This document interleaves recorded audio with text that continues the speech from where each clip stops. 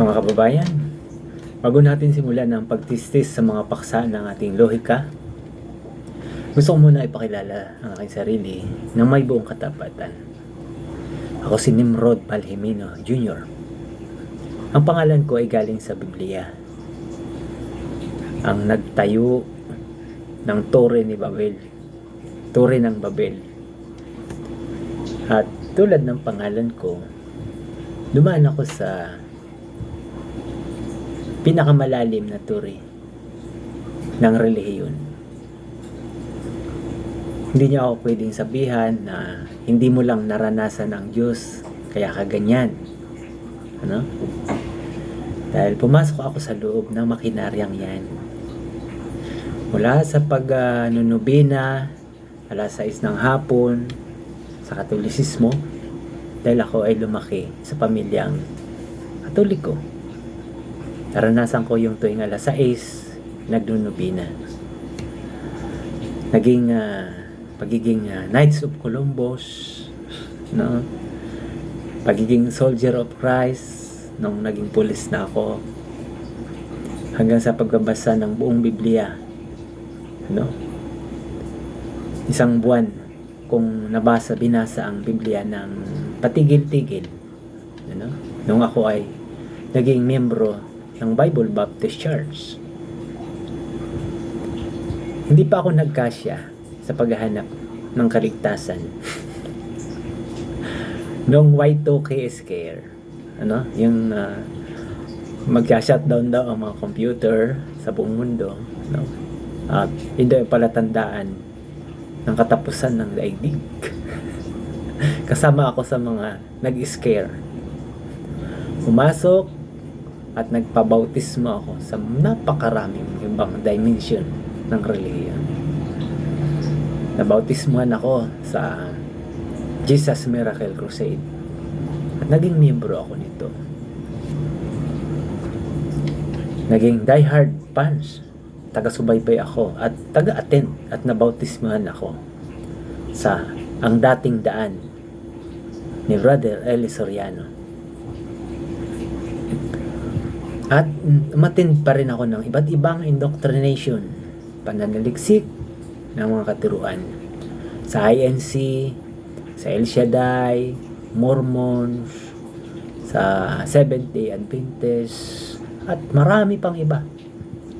Lahat ng aking mga nag-akit sa akin na pumunta sa kanilang kinaanibang sikta, sinamahan ko sila at ako'y nakinig sa mga indoctrination. Bukas ako sa lahat ng mga impormasyon tungkol sa spiritual na bagay. Ang lahat ng mga polyetos na ibinigay sa akin ng mga tao sa daan-daan, hindi ko yun basta pinakawalan. Binasa ko po yun ng may pagpapahalaga. No? Kaya lumawak po ang pagsusuri. Ngunit sa dami ng indoktrinasyon, lalong dumami ang aking tanong. At noong itapat ko ang Biblia sa batas ng siyensya, sa space exploration ng NASA, sa universo, sa mga research nila sa universe, ang bilyong-bilyong galaxy, no, sa universo,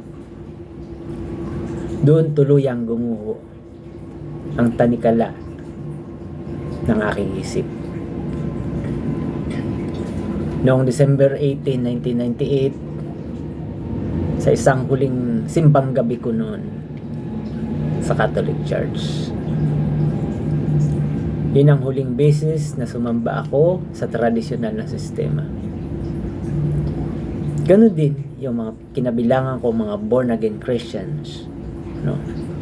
Ngayon, nakapasok pa rin ako sa mga simbahan, ano, kapag may kasal at ninong ako. Ngunit, hindi ko na kayang mag-sign of the cross. At ang tanging tinatanggap ko na lang sa seremonyang yun ay ang peace be with you.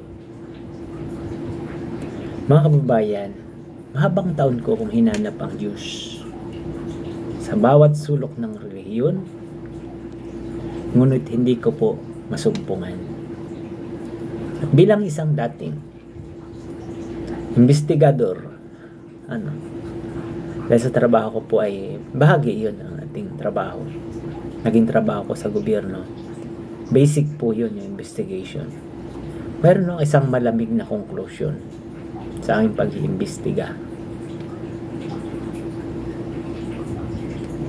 Kung ang isang bagay ay matagal mo nang hinahanap sa lahat ng dako, ngunit hindi mo makita, ang katotohanan ay wala kang hinahanap. Ilusyon lang ang inihahain sa atin. At dito, sa ating programa, sa Neutral Ground Perspective, sisimulan nating tistisin ang ilusyong iyan upang ibalik ang ating talino, ang inyong talino. Pagpatuloy po tayo sa pag-angat ng ating lohikal na kakayahan bilang isang modernong Pilipino, advanced Pilipino. Once again, the power of the brain be with you always.